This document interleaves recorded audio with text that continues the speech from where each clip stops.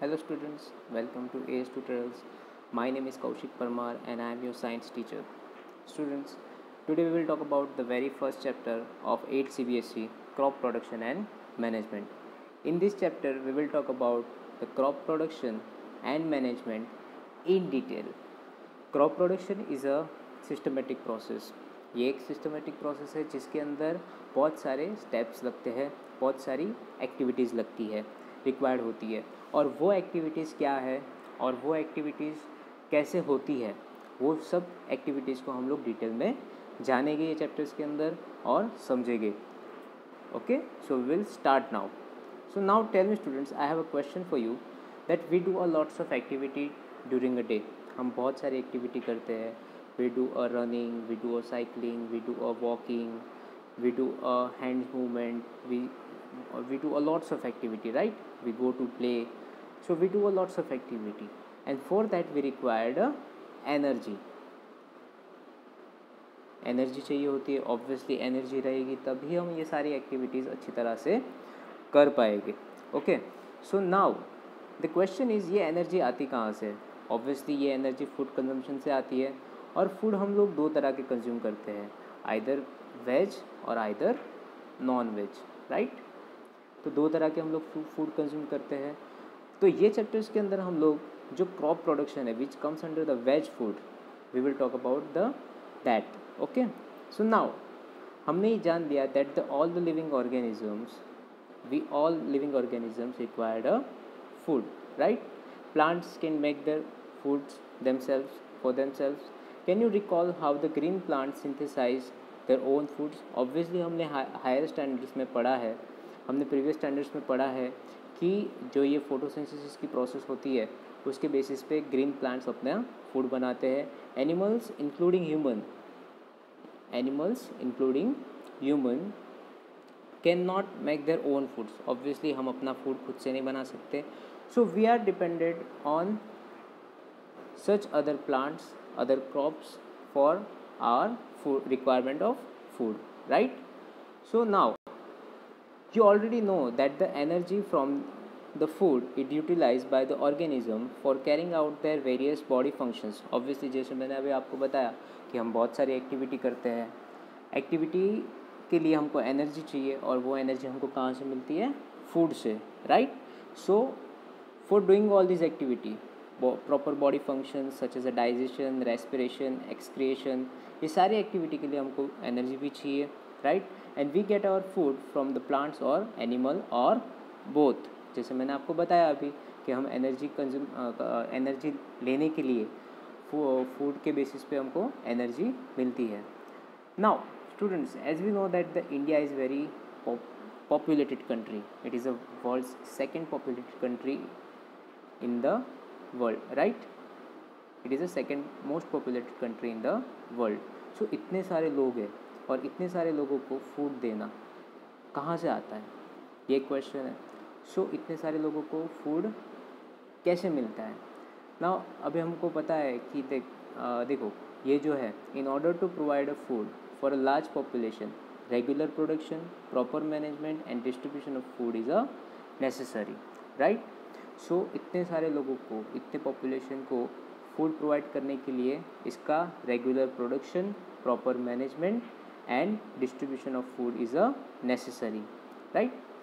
Now students, as we know that now we will talk about the agriculture practice. Agriculture practice क्या होता है? Agriculture practice कहाँ से आई? देखो यहाँ पे हमको ब्रीफ इंट्रोडक्शन दिया है that the till 10,000 BC people were nomadic. अभी नोमैडिक का मतलब क्या होता है? नोमैडिक मतलब ऐसे लोग जो यहाँ वहाँ भटकते रहते हैं, जिसका कोई ठिकाना नहीं है, जिसका कोई घर नहीं है, resident address, proper residence address नहीं है. जो हम बात करते हैं कि जंगल में भटकने वाले आदिवासी लोग जो एक जगह से दूसरी जगह पे भटकते रहते हैं, ऐसे लोगों को हम लोग बोलते हैं नोमैडिक. तो till 10,000 BC people were nomadic. फिर धीरे धीरे क्या होने लगा कि लोग एक जगह पे बसने लगे, एक जगह पे स्टेबल होने लगे. तो स्टेबल होने की वजह से वो लोग जहाँ पे रहने लगे वहाँ पे आजू बाजू वो लोग अपने आजू बाजू फूड बनाने लगे, फूड उगाने लगे, राइट? फूड उगाने लगे और फूड वहाँ पे ये लोग कल्टीवेशन करने लगे। एग्रीकल्चर एक्टिविटी धीरे धीरे स्टार्ट हुई। जहाँ पे वो लोग रहते थे वहाँ पे आजू बाजू वो लोग प्लांटेशन करने लगे और अलग अलग तरह के फल फ्रूट उगाने लगे और धीरे धीरे वो लोग स्टेबल हुए। तो फिर क्या हुआ कि जैसे जैसे ये एक्टिविटी इंक्रीज़ होती गई वैसे वैसे ये एक्टिविटी बिजनेस में कन्वर्ट होती गई और इस तरह से एग्रीकल्चर प्रैक्टिस हमारे इंडिया में सामने आई। और हमको पता ही है कि हमारा जो देश है वो कृषि प्रधान देश है और यहाँ पे ज़्यादातर लोगों की एक्टिविटी जो बेसिक इनिशियल एक्टिविटी है मोस्ट ऑफ द पीपल की वो एग्रीकल्चर या एग्रीकल्चर से रिलेटेड जुड़ी हुई है, राइट? ये हमको पता है। नाउ हमने बात कर ली एग्रीकल्चर प्रैक्टिस की। We talked about the agriculture practice, right? We talked about agriculture practice and we also talked about that why we required a food. Okay, so now हम बात कर रहे हैं क्रॉप प्रोडक्शन एंड मैनेजमेंट की। Since we are talking about the crop production and management, what is the crop? देखो यहाँ पे एक डेफिनेशन दिया गया है क्रॉप प्रोडक्शन का। When the plant of the same kinds are grown and cultivated at one place on a large scale, it is called as a crop. तो यहाँ पे एक डेफिनेशन दिया है क्रॉप का, इसको मैं आपको डिटेल में बताता हूँ कि देखो क्या बोला है। When the plants of the same kind, एक ही प्रकार के प्लांट्स, जैसे क्या हो गया वीट, तो वीट के ही सारे प्लांट्स है ना, जैसे किसी भी सीड्स की अब बात करो, किसी भी वेजिटेबल्स की बात करो, किसी भी सीरियल की बात करो, सो same kind, plant of the same kind are grown and cultivated, जिसको हम उगाते हैं और कल्टीवेट करते हैं एट द वन प्लेस, एक ही जगह पे, on a large scale, not on a small scale. Large scale मतलब क्या हो गया? Obviously for the purpose of selling, large scale पे हम लोग उसको उगाते हैं। So such is called as a crop. Example, crop of a wheat means that all the plant of wheat are grown in the field that are of a wheat, right? Now you already know that the crops are of a different type like cereals and vegetables and fruits, right? देखो यहाँ पे दिया गया जैसे मैंने आपको बताया था। This can be classified on the basis of the season in which they grow. Obviously इसके बारे में भी आपको थोड़ा मैं डिटेल में बता देता हूँ। जैसे आपको पता है कि हमारा जो कंट्री है वो, हमारे कंट्री में जो एग्रीकल्चर एक्टिविटी होती है वो सीज़न पे बेस्ड होती है। हमारे यहाँ पे अभी भी इतने रिक्वायर्ड टेक्नोलॉजी नहीं है, एडवांस टेक्नोलॉजी नहीं है। तो ज़्यादातर जो हमारे फार्मर्स हैं जो एग्रीकल्चर एक्टिविटी करते हैं वो लोग ज़्यादातर मॉनसून का जो पानी होता है, जो रेन वाटर होता है, रेन वाटर, उसके ऊपर वो लोग डिपेंडेड रहते हैं, रेन वाटर पे। क्यों? क्योंकि बहुत सारी जगह पे इरिगेशन फैसिलिटी नहीं है अच्छी तरह की और बहुत सारे फार्मर्स पोर हैं, तो ज़्यादातर डिपेंडेड मॉनसून पे रहते हैं हमारे फार्मर्स। और दूसरी चीज़, जैसे कि आपको पता है कि हमारे यहाँ पे एग्रीकल्चर एक्टिविटी जो होती है वो on the basis of a climatic condition होती है। हमारे यहाँ पे अलग अलग जगह पे अलग अलग तरह की क्लाइमेटिक कंडीशन होती है, राइट? जैसे अगर हम बात करें कि अगर आप नॉर्थ में जाओगे तो नॉर्थ में आपको ज़्यादातर ठंडी जगह मिलेगी, ठंडा एटमॉस्फेयर मिलेगा। साउथ में जाओगे तो वहाँ पे ह्यूमिडिटी ज़्यादा रहेगी, हॉटनेस ज़्यादा रहेगी, गर्मी ज़्यादा रहेगी, राइट? ईस्ट साइड आप जाओगे तो ईस्ट में भी आपको अलग एटमॉस्फेयर मिलेगा और वेस्ट में भी आपको अलग अलग एटमॉस्फेयर मिल सकता है। तो उसके बेसिस पे जो लोकल एटमॉस्फेयर है उसके बेसिस पे वहाँ के लोकल फार्मर अलग अलग तरह के प्लांट्स एंड क्रॉप्स उगाते हैं, उसको कल्टीवेटेड करते हैं, राइट? So India is a vast country. देखो यहाँ पे लिखा है India is a vast country. The climatic condition like temperature, humidity, rainfall varies from one region to another region accordingly. देखो यहाँ पे क्या बोला है, वापस मैं रिपीट करता हूँ, India is a vast country. यहाँ पे मैंने आपको ऑलरेडी ये सारी चीज़ें बता दी है। India is a vast country and the climatic condition like temperature, humidity, rainfall varies from one region to another. और ये सारे फैक्टर्स के बेसिस पे ही वहाँ के लोकल जो फार्मर्स है वो अलग अलग तरह के क्रॉप्स उगाते हैं। Okay, now we will moving on further. देखो यहाँ पे क्या लिखा है, there is a variety of crop, there is a variety of crop grown in a different part of the country. अलग अलग जो हमारा देश है, हमारी कंट्री है, उसके अलग अलग पार्ट पे अलग अलग वेराइटीज़ के क्रॉप्स उगाते हैं, right. Despite this diversity, despite this diversity, ये जो डाइवर्सिटी है उसके बावजूद भी हमने क्या किया है कि जो क्रॉपिंग पैटर्न्स है उसके बेसिस पे हम लोग ने दो तरह के क्रॉप्स को डिवाइड किया है, आइडेंटिफाई किया है। कौन से है वो क्रॉप, तो देखो यहाँ पे लिखा गया है the first is a kharif crop, kharif crop कहते हैं ज़्यादातर, और दूसरा होता है रबी क्रॉप। देखो खरीफ क्रॉप किसे बोलते हैं, यहाँ पे उसके बारे में भी दिया गया है, उसके बारे में भी हम लोग देखेंगे। खरीफ क्रॉप की अगर बात करें तो crop which are sown in a rainy season are called kharif crop. तो जब रेनी सीजन आती है, मानसून का टाइम आता है, वो मानसून के टाइम पे जो क्रॉप उगाए जाते हैं उसको हम लोग बोलते हैं खरीफ क्रॉप, ठीक है। अभी आपको पता है कि यहाँ पे अलग अलग तरह के तीन सीजन्स आते हैं, first is a winter, second is a summer and third is a monsoon, right. तो ये तीन जो सीजन्स है वो 4-4 महीना रहते हैं, और उसके बेसिस पे जो हमारे फार्मर्स होते हैं वो अलग अलग तरह के क्रॉप्स उगाते हैं, उसको बनाते हैं, right. Now the rainy season in India is generally from June to September. तो रेनी सीजन इंडिया में कब तक रहता है, जून से लेके सितंबर तक।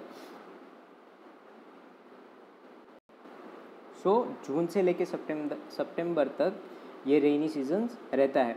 और कौन कौन से क्रॉप ये सीज़न पे उगाए जाते हैं, कौन कौन से क्रॉप के बीज जो है, बीज जो हम बोलते हैं, बीज जो बोलते हैं उसको बोया जाता है, तो कौन कौन से है, पेडी, मेज़, सोयाबीन, ग्राउंडनट, कॉटन एक्सेट्रा। बहुत सारे ऐसे हैं अलग अलग क्रॉप्स जिसको ये सीज़न में उगाया जाता है, which are called as a kharif crop. तो हमने ये सारे क्रॉप्स को जो ये सीज़न में उगाए जाते हैं उसको हम लोग ने खरीफ क्रॉप की कैटेगरी में रखा है, right. Now second is a rabi crop.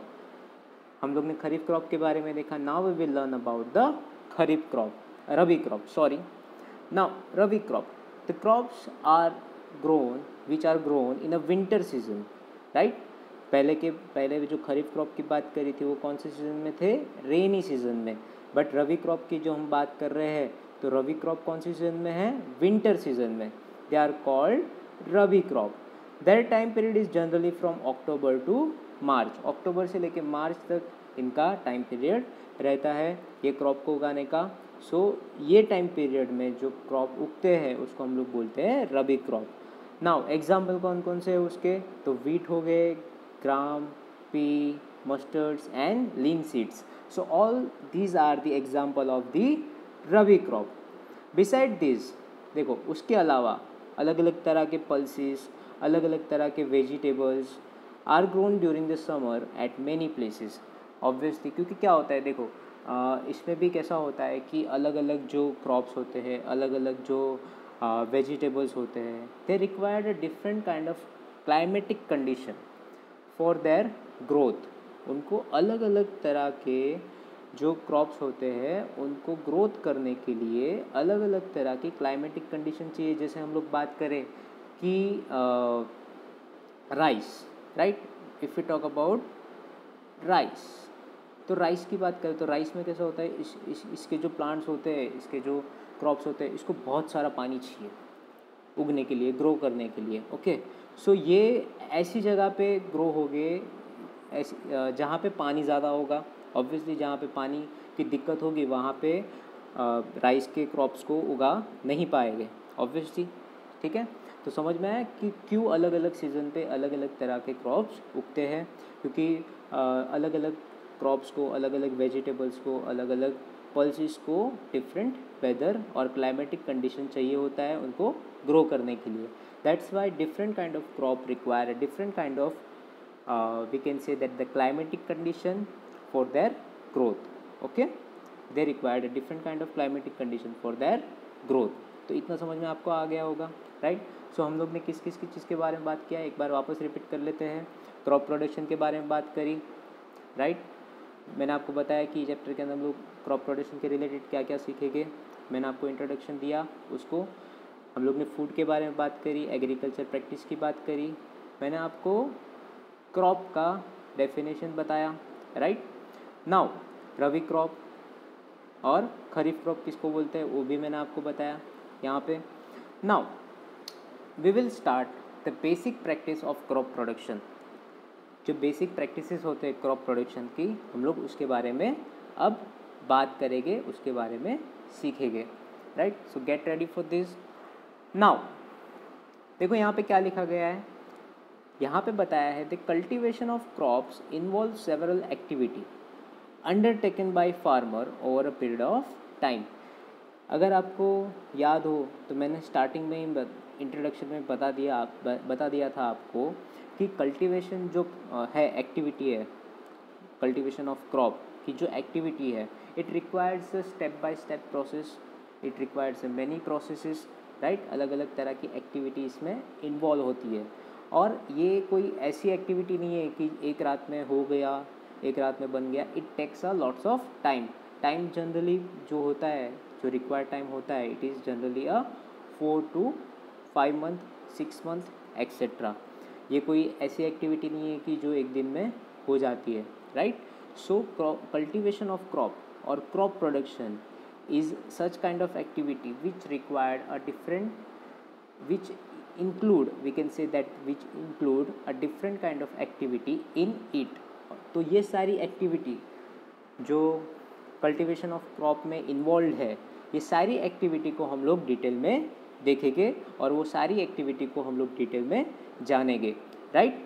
Now you may find that these activities are similar to those carried out by the gardener or even by you when you grow ornamental plants in your house, right। देखो हम लोग कभी कभी क्या करते हैं, जो gardener होता है वो अलग अलग तरह के फल उगाता है, फ्रूट्स उगाता है, फूल उगाता है, राइट। और हम भी कभी कभी हमारे गैलरी में अलग अलग तरह के प्लांट्स उगाते हैं, राइट। तो ये जो प्लांट्स हम उगाते हैं उसके लिए हम लोग क्या करते हैं, उसके लिए क्या क्या एक्टिविटी करते हैं हम लोग, सॉरी। तो ये प्लांट जो हम उगाते हैं उसके लिए हम लोग क्या करते हैं, पहले तो अच्छी तरह से मिट्टी को तैयार करते हैं, फिर उसमें हमारा जो ये होता है प्लांट होता है उसको हम लोग रखते हैं, मिट्टी के अंदर डालते हैं, फिर रेगुलर उसको पानी देते हैं। अच्छी तरह से उगाना हो तो और ज़्यादा अच्छी तरह से उगाना हो तो मैन्यूर भी डालते हैं कभी कभी, और अलग तरह के पेस्टिसाइड्स भी डालते हैं, राइट। सो इस तरह की एक्टिविटी ही फार्मर्स भी करते हैं for the crop production, right. तो ये सारी एक्टिविटी के बारे में हम लोग जानेंगे। नाउ देखो एग्रीकल्चर प्रैक्टिस के अंदर बेसिकली हम लोग बात करें तो 1 2 3 4 5 6 7 there are the 7 basic activity which are include in agriculture, which are include in agriculture practices.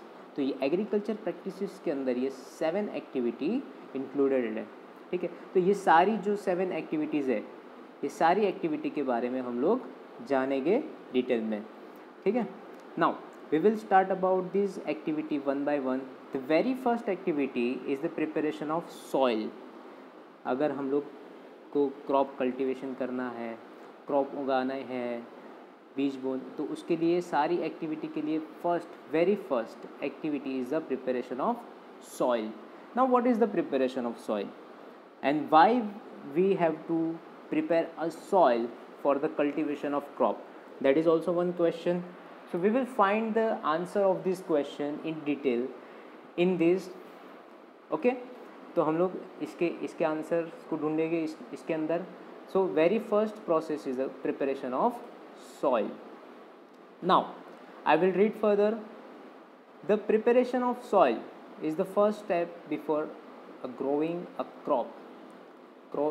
Crop को ग्रो करने के लिए पहले बीज बोने से भी पहले आपकी पहली एक्टिविटी क्या होगी, preparation of soil.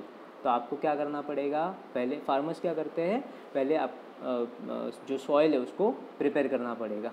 One of the most important task in agriculture is to turn the soil and loosen it. ये तो बोल दिया यहाँ पे, पर ऐसा क्यों होता है इसके बारे में भी हम लोग जानेंगे। देखो बेसिकली मैं अगर आपको बताऊँ तो प्रिपरेशन ऑफ सॉइल मतलब क्या, कि जो मिट्टी होती है, जो हम खेत में जाते हैं जहाँ पे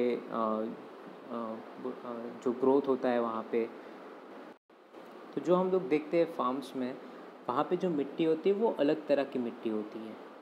तो सच हम लोग बात करें अगर, तो जो मिट्टी होती है वो अलग तरह की मिट्टी होती है जिसमें क्रॉप्स अच्छी तरह से उगते हैं।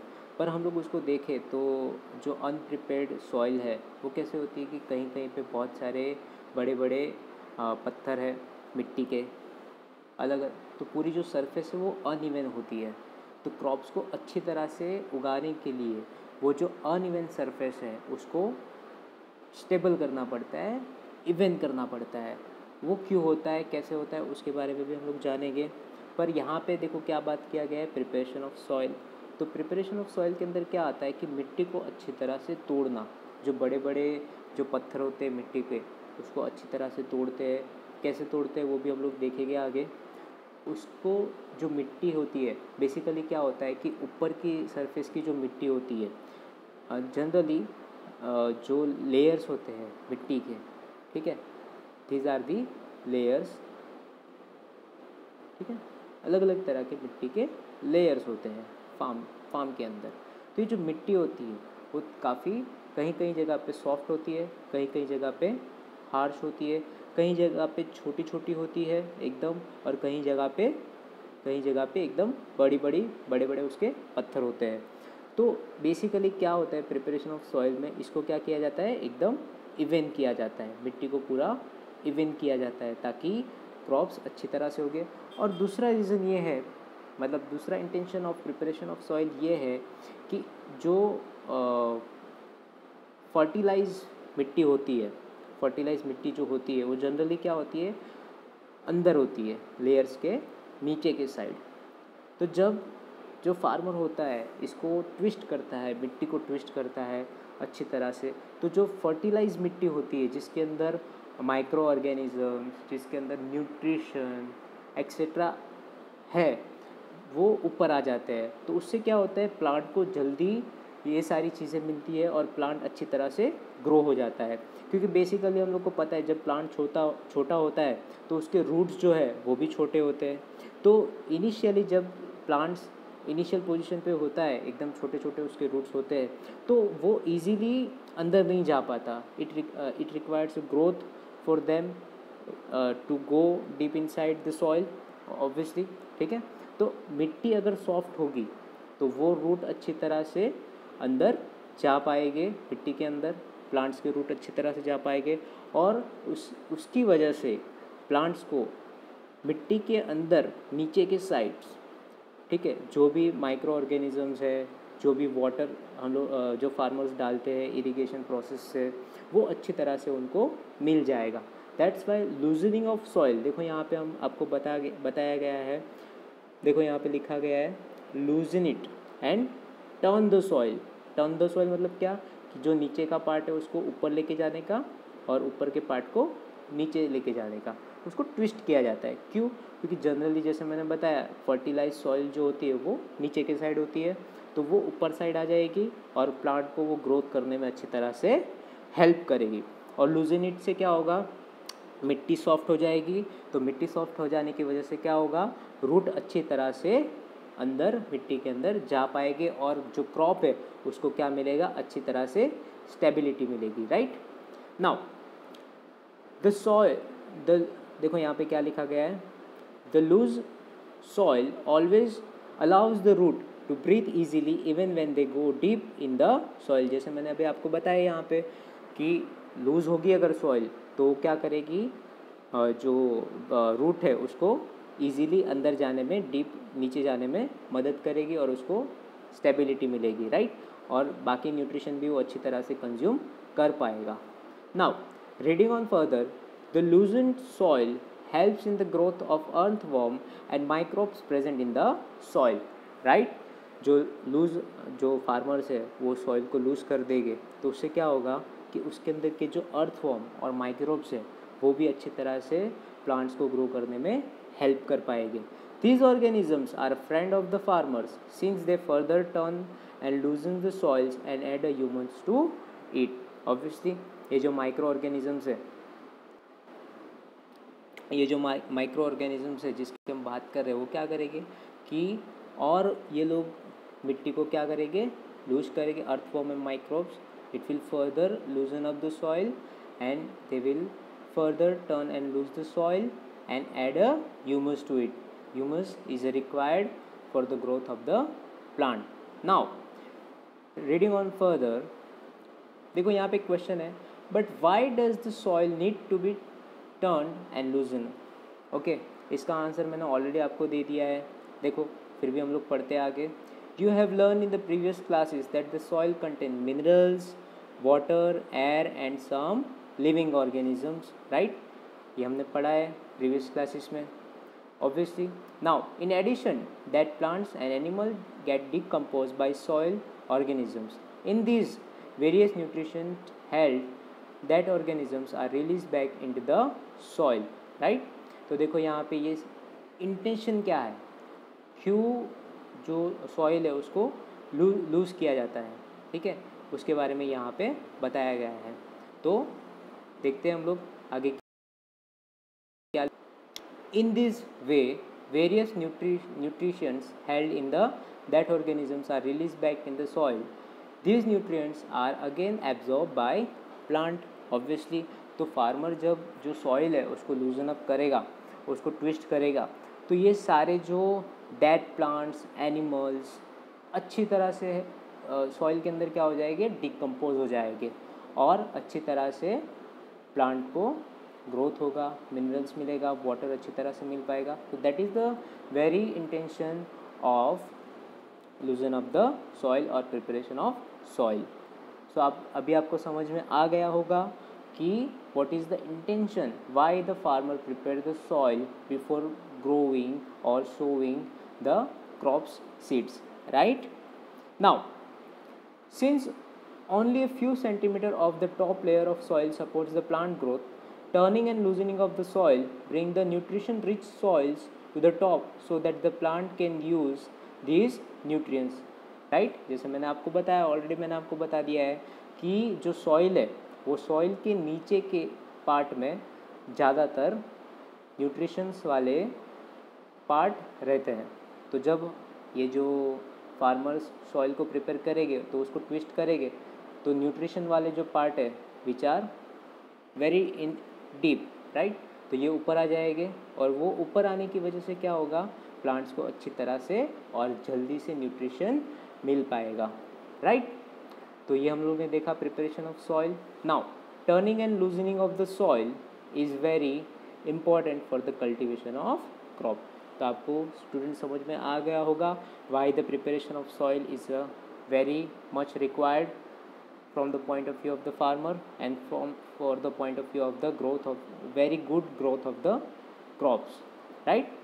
now ये प्रोसेस होती कैसे है और ये प्रोसेस को क्या बोला जाता है ये भी हम लोग देखेंगे. यहाँ पे देखो, यहाँ पे दिखाया गया है the process of loosening and turning the soil is called tilling और प्लगिंग. तो ये प्रोसेस को देखो एक नाम दिया गया है, क्या बोलते हैं ये प्रोसेस को, the process of loosening and turning the soil is called tilling और प्लगिंग. तो इसका नाम क्या है, टिलिंग और प्लगिंग. This is done. अब ये होता कैसे है और कैसे करते हैं फार्मर, तो this is done by using a plough, that's why it is called ploughing, right. Ploughs are made of wood और iron. If the soil is very dry it may need a watering before a ploughing. Obviously तो जो ये tool है जिसके help से soil को twist किया जाता है, अपसाइड डाउन किया जाता है, उसको क्या बोलते हैं, प्लग. और ये जो प्रोसेस है प्रिपरेशन ऑफ सॉइल की which is loosening and turning the soil, it is called as a tilling और प्लगिंग. अभी आपको समझ में आ गया होगा what the process of preparation of soil is called. Now we will learn that the how farmer do this process on the basis of और by the help of which tool, right. तो देखो यहाँ पे वो tool का नाम क्या है, plough. This is done by using a plough, right. And the plough are made of a wood और iron.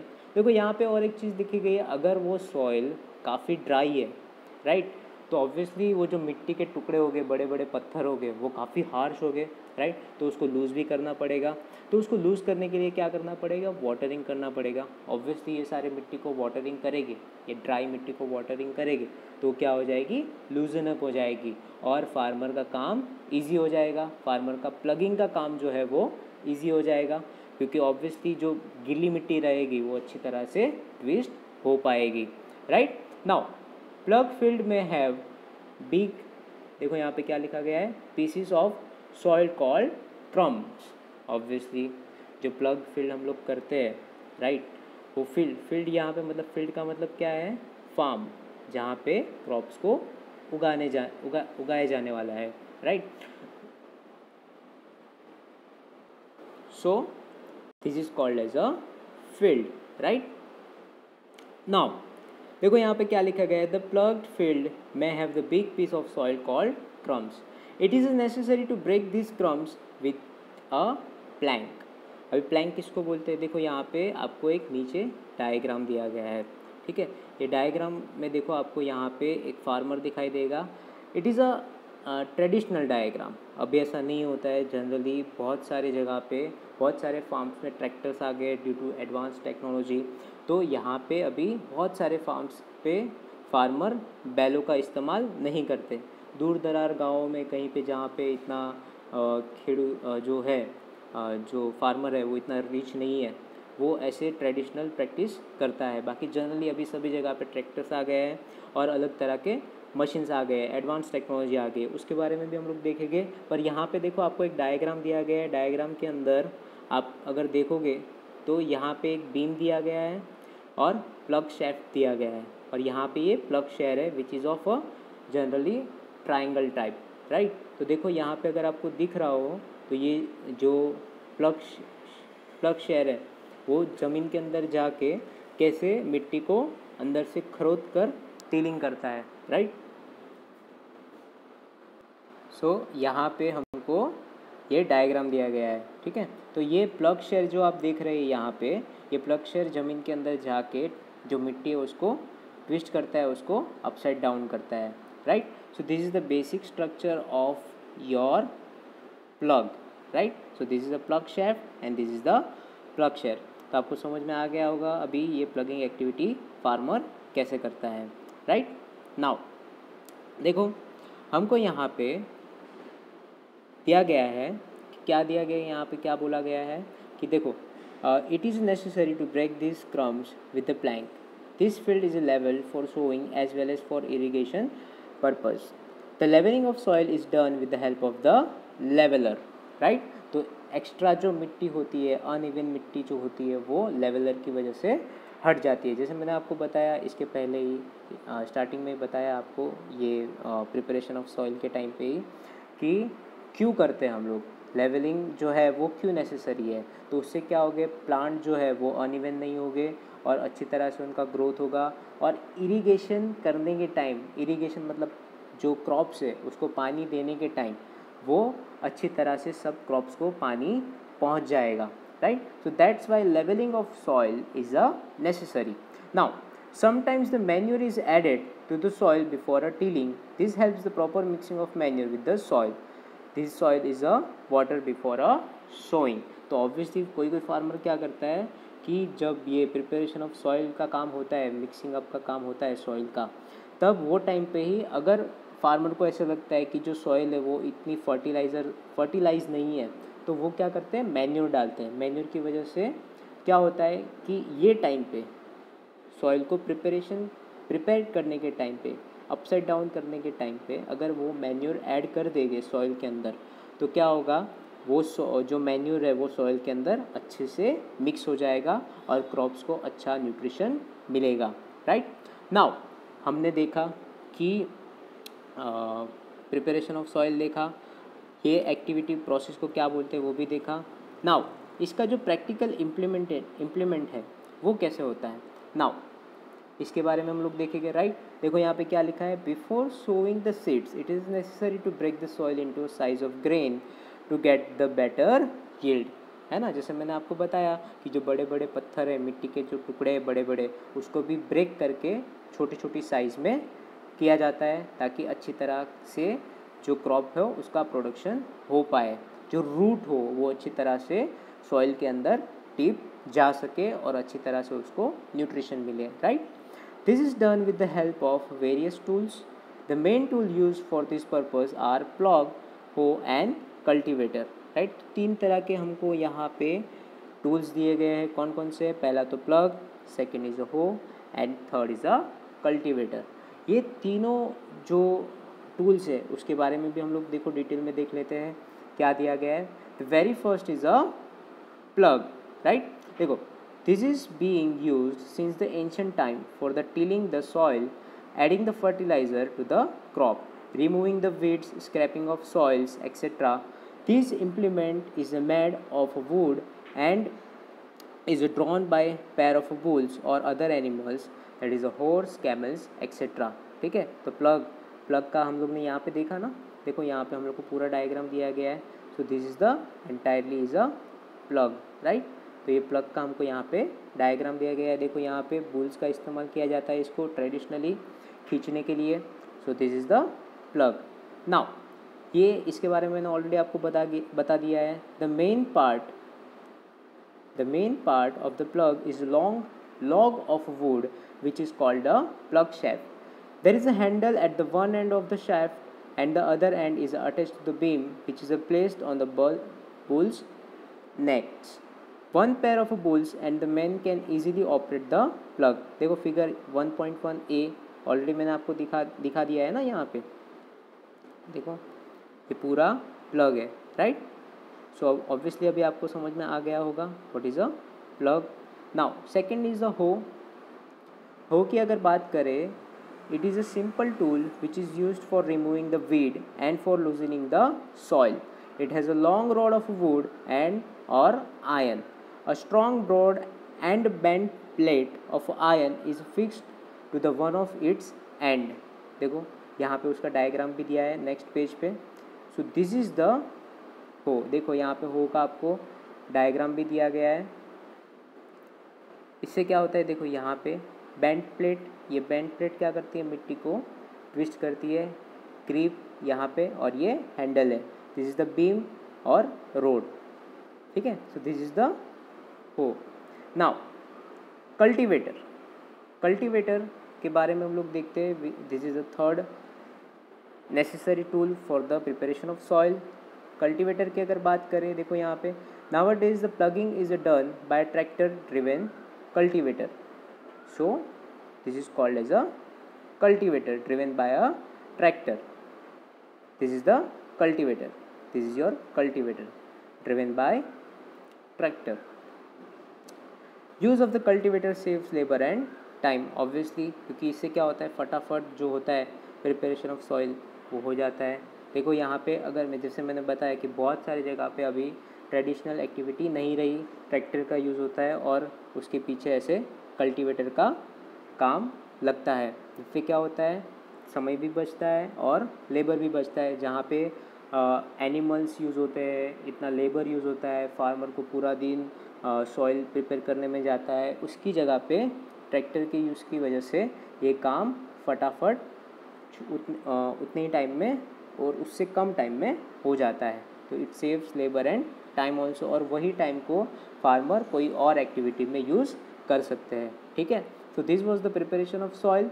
Now we will see the sowing.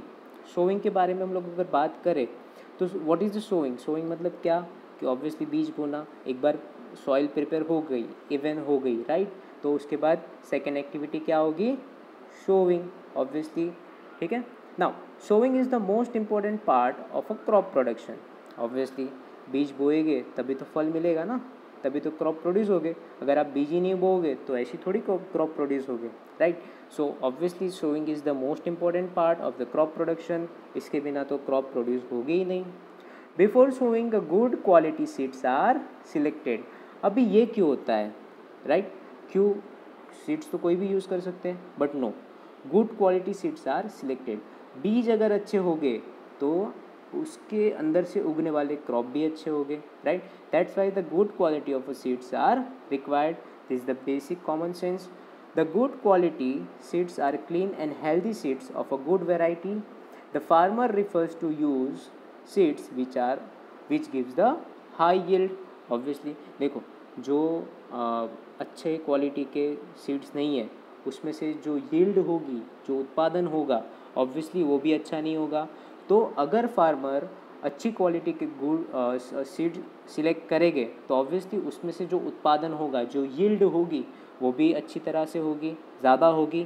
That's obviously. और फार्मर्स को क्या चाहिए? ज़्यादा से ज़्यादा उत्पादन चाहिए ना, और अच्छी क्वालिटी का उत्पादन चाहिए. So that's why good quality of seeds are required, are selected by the farmers. Now देखो पता कैसे चलता है कि सीड्स गुड क्वालिटी के है कि बैड क्वालिटी की? ये हम लोग घर पे भी देख सकते हैं. देखो यहाँ पे एक एक्टिविटी की है. देखो वो एक्टिविटी में पढ़ता हूँ ऊपर. यहाँ पे एक्टिविटी के take a beaker and fill half of it with water, put a handful of wheat seeds and stir well, wait for some times. अभी होगा क्या? देखो यहाँ पे क्वेश्चंस दिया गया है. Are these seeds which floats on the water? Would those be lighter और heavier than those which sinks? ठीक है, यहाँ पे एक क्वेश्चन दिया गया है. Why would they be lighter? देखो क्यों होता है? Damage seeds become hollow and are thus lighter and therefore they float on the water. तो जो डैमेज सीड्स हो गए वो क्या हो गए? फ्लोट हो गए वाटर पे. क्यों? क्योंकि वो डैमेज है, वो अच्छी क्वालिटी के नहीं है और वो अंदर से हॉलो है. और जो हैवी सीड्स हो गए, वो जो अच्छी क्वालिटी के सीड्स हो गए, वो क्या हो जाएंगे?